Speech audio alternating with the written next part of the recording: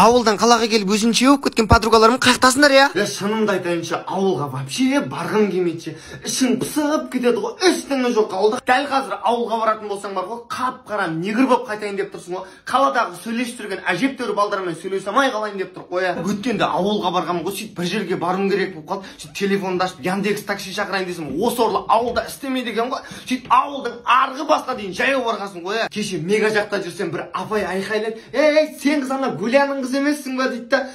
Ауылдың адамдарын ұмытып қалғанмын. Я, дей салдым өтірік. Қалада әбден шаурма, лаваш, пицца жей беріп үйреніп қалғанбыз ғой. Кеше ауылға барып әжептәуір бір шаурма жей салайын десем, анаға майонезін толтырып, сәбіз салат қоса салған ба бір бәле ғой. Алло. Мына орыс ғой. Не дейді?